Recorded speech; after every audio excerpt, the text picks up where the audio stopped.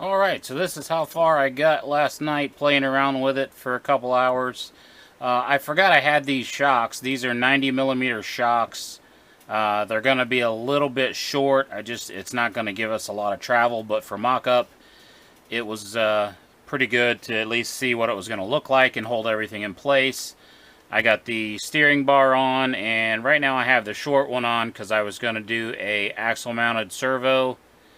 It has the place for a chassis mounted servo, but this one does not have a panhard bar mount, and I'm sure that's probably what these two holes are for, is probably for a panhard bar, but I don't have that.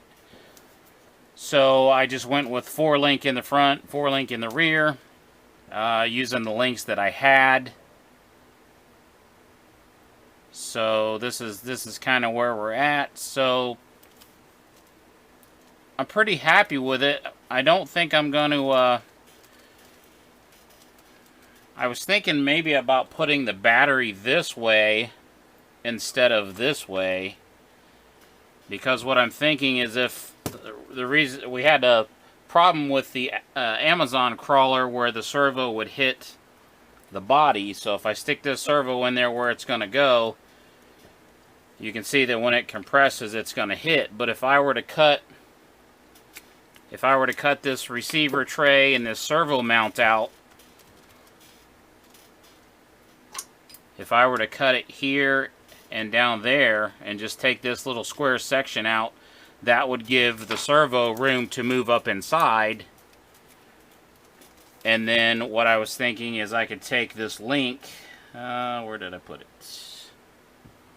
Somewhere.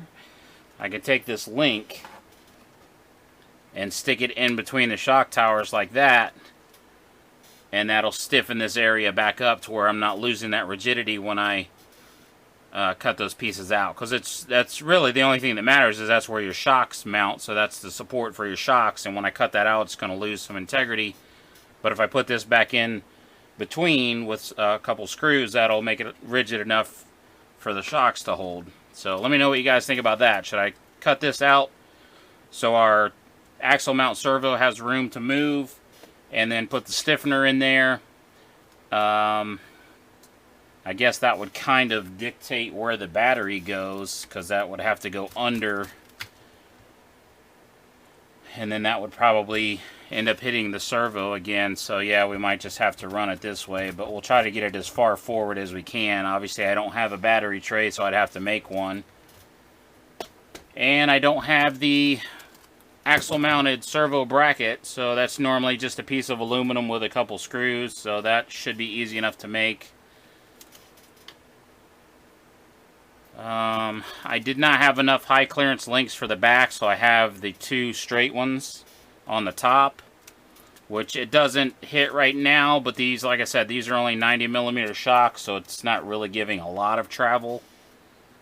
So I'm thinking, the whole point of this build was to see how far we could get with the parts we had, so I don't want to order new shocks. I'm thinking I can just add a bracket to this that will space it down 10 more millimeters, and that'll give me a little more clearance. Because right now, at full extension, my links are straight, and then when I get compression, I get that much travel. So I mean, it's not horrible. It's not bad, but it's not like the Amazon crawler that gets crazy flex. So I'm just gonna go with those for now. And then what I need to do next is order wheels and a transmission, and then I can measure for drive shafts. We're kind of getting a theme here of black and red, so I was going to order black and red bead locks, and I was going to order, I didn't want to do an all plastic transmission. I was thinking about doing plastic just to keep it light, but now that I'm getting into it, it's like you want to spend your money in certain areas. And there's a good aluminum transmission like we have in the Amazon cage crawler here.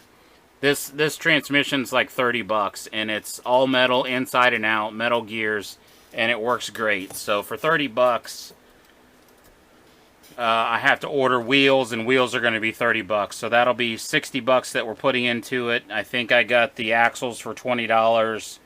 The shocks were ones that I bought originally for the Endura Jeep and did not use.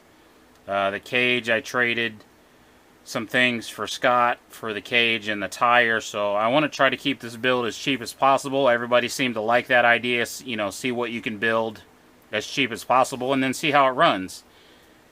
So I think I'm going to order a set of red bead locks for this guy and the red aluminum transmission.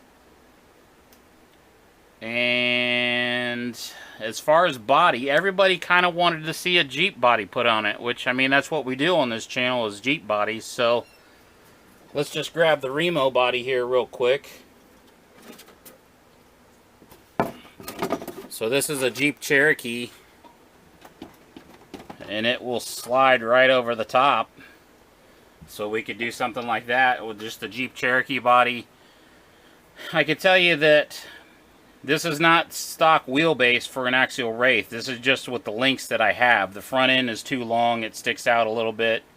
If I were to center the rear right about there, you can see how far forward the front is. This is actually 13-inch wheelbase, which is like 330 millimeters, and I believe the Axial Wraith is 313. It's 12.5 inches or 12.3 inches, so it's a little bit long, but that's not going to hurt anything. The longer wheelbase will make it more stable.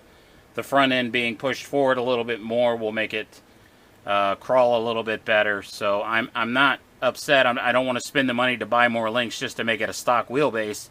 This will work, and I think it'll actually be beneficial for it to have a longer wheelbase and the front end pushed out a little bit.